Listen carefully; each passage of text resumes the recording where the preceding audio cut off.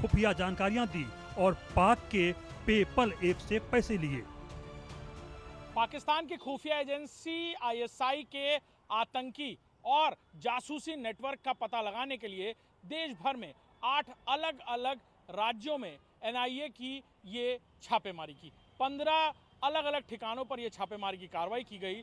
उत्तर प्रदेश में भी कई ऐसे जासूस एटीएस यूपी के हाथ आए थे जिनसे फिलहाल पूछताछ चल रही है। वाराणसी के तौसीफ की बात करें या फिर रामपुर की बात करें या फिर दिल्ली से पकड़े गए हारून की, ये सब वो लोग हैं जो अलग अलग तरीके से आईएसआई के इस नेटवर्क का हिस्सा बने थे। साथ ही साथ यूपी में 800 नंबरों को सर्विलांस पर भी लिया गया है जो इस आतंकी नेटवर्क का हिस्सा थे और साथ ही साथ कई धार्मिक स्थलों और उनसे जुड़े हुए डिटेल्स भी आईएसआई को इन लोगों ने मुहैया कराए थे, जिसको लेकर अब देश की बाकी एजेंसीज भी इन दोनों से रिमांड पर लेकर पूछताछ कर रही हैं और 7 दिन की इस रिमांड में कई देश की एजेंसीज इनसे पूछताछ कर सकती हैं। गद्दार नंबर 11 नोमान इलाही। यूपी के कैराना के नोमान इलाही नाम के सिक्योरिटी गार्ड ने ऑपरेशन के दौरान फोन के जरिए सेना के मूवमेंट की जानकारी पाकिस्तानी एजेंट को दी। इसे यूपीआई के जरिए पाकिस्तान से पेमेंट हुआ। गद्दार नंबर 12 सहदेव सिंह गोहिल गुजरात में स्वास्थ्य कर्मचारी है। इसने पाकिस्तानी एजेंट अदिति भारद्वाज को कच्छ, भुज और नलिया के बीएसएफ और नेमी की यूनिट्स के फोटो वीडियो भेजे। इसे पाकिस्तानी एजेंट से 40,000 रुपये नकद मिले जबकि 60,000 रुपये मिलने बाकी थे। गद्दार नंबर 13 मोतीराम जाट। मोतीराम जाट सीआरपीएफ में एएसआई था। इसने पाकिस्तानी एजेंट्स को खुफिया जानकारियां भेजी और बदले में इसे पैसे भी मिले। बीते 22 अप्रैल को पाकिस्तान समर्थित आतंकियों ने पहलगाम में हमला किया और 26 लोगों की मौत हो गई। 26 लोगों की मौत के बाद भारत ने ऑपरेशन सिंदूर चलाया। उसके बाद पाकिस्तान को मुंह की खानी पड़ी और पाकिस्तान को भारी नुकसान झेलना पड़ा।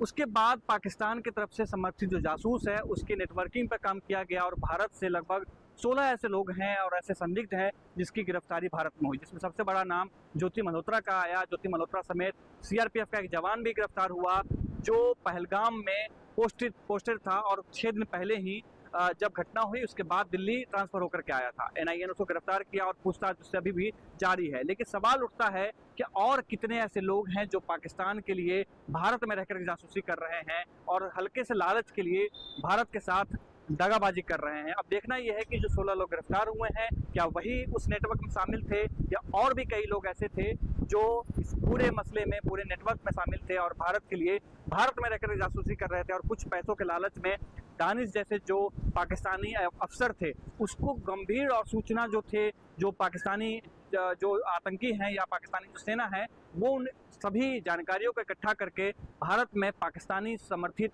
प्रोपेगेंडा चला रहे थे और आतंकी गतिविधियों को एक्टिव करके भारत में आतंकवाद को बढ़ावा दे रहे थे। पाक जासूसों का नेटवर्क राजस्थान, हिमाचल प्रदेश और महाराष्ट्र में भी था, लेकिन कोई बच नहीं पाया। देखिए हमारी एक्सक्लूसिव रिपोर्ट।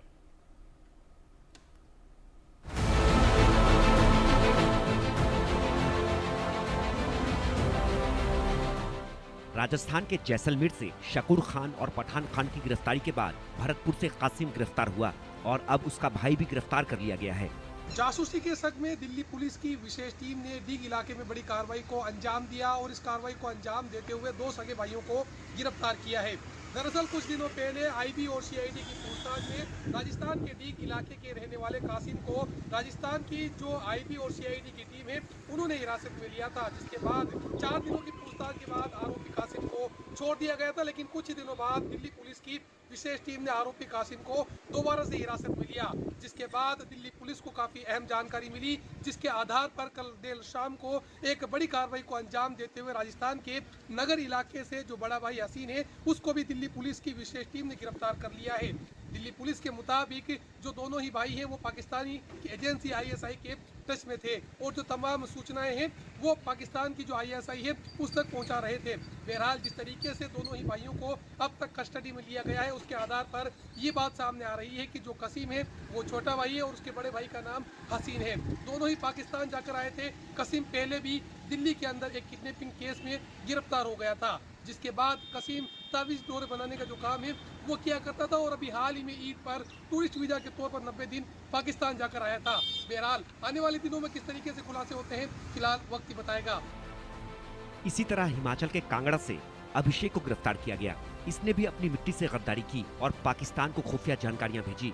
इसमें जिस तरीके से लगातार जो जासूस पकड़े जा रहे हैं, वहीं अगर हम बात करें बुधवार को भी जो 13 के अंतर्गत एक जो अभिषेक भारद्वाज है जिसे पकड़ा गया था, फिलहाल गुरुवार को उसको न्यायालय में पेश किया गया था और जबकि पुलिस रिमांड के लिए यानी कि 5 दिन के लिए उसे भेजा गया था।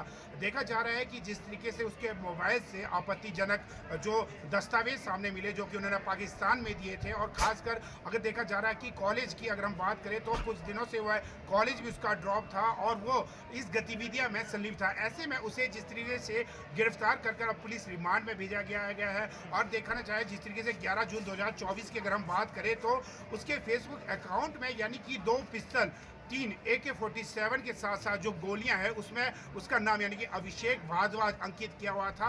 ऐसे में जो बाहरी एजेंसियां हैं अब उससे तहकीकात कर रही है और वही जो SP देरा मयंक चौधरी ने कहा है कि जो लगातार जो पुलिस है वो उनका रिमांड ले रही है और खासकर रिमांड के दौरान कुछ और भी दस्तावेज सामने आए, खासकर जो उसकी जो फेसबुक ID है। इसके अलावा अगर हम बात करें जिस तरीके से जो उसके जो मोबाइल से अन्य जो चीज़ें जो डिलीट कर दी गई उसे भी अब जो अन्य जो एजेंसी है वो इसको अब छानबीन करिए ताकि जो अन्य जो सबूत है वो सामने पेश। यूट्यूबर ज्योति मल्होत्रा के साथ कई पाक जासूस गिरफ्तार हो चुके हैं। निवाला हिंद का लेते हैं लेकिन इनको प्यार पाकिस्तान से है। ऐसा ही पाक जासूस महाराष्ट्र के ठाणे से गिरफ्तार हुआ है। इस पर आरोप है कि इसने हनी ट्रैप में फंसकर कई पनडुब्बियों युद्धपोतों की जानकारी ISI को दी है। चूंकि नौसेना डॉक क्षेत्र में मोबाइल फोन प्रतिबंधित है, इसलिए रवि वर्मा वहां के युद्धपोतों का डिजाइन और अन्य जानकारी याद कर लेता था। फिर वह सारी जानकारी पायल शर्मा और जसप्रीत नाम से बने फेसबुक पेज पर शेयर करता था। जांच में यह भी पता चला है कि रवि यह जानकारी ऑडियो और टेक्स्ट फॉर्मेट में भेजता था। नौसेना डॉक पर जूनियर मैकेनिकल इंजीनियर के पद पर काम करने वाले रवि की शादी टूट चुकी है। लड़की वालों ने कह दिया है कि वे देश के गद्दार को अपनी बेटी नहीं सौंपेंगे। पाकिस्तान के लिए भारत की जासूसी करने वाले रवि वर्मा को ATS ने तो गिरफ्तार कर लिया है।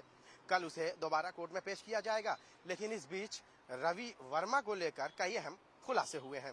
इन अहम खुलासों में जो बातें सामने आई हैं वो बेहद चौंका देने वाली हैं। ATS की ओर से थाने के कलवा से गिरफ्तार इंजीनियर रवि वर्मा पर पाकिस्तान के लिए गंभीर खुफिया जानकारी मुहैया कराने के आरोप लगे हैं। हालांकि वो पढ़ा लिखा इंजीनियर नहीं है, लेकिन वो जो काम करता था वो इंजीनियरिंग पेशे से ही रिलेटेड था।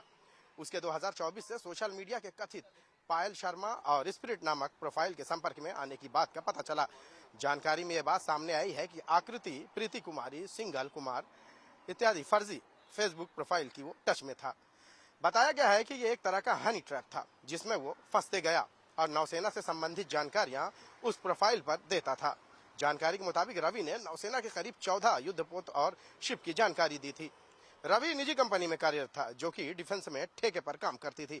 रवि का डॉकयार्ड में नौसेना क्षेत्र में आना जाना लगा रहता था, जिससे उसे आसानी से सारी जानकारियां मिल जाती थी। वो उसे आगे बढ़ा देता था।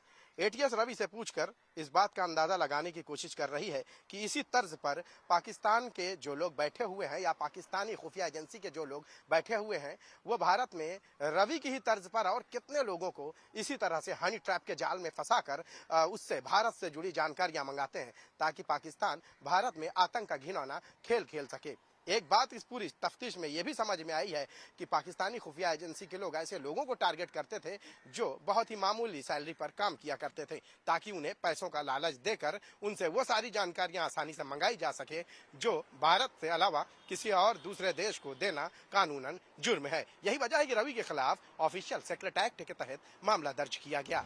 देश के गद्दारों की अब खैर नहीं है। कई गिरफ्तार हो चुके हैं और कई रडार पर हैं। Bureau report, India news.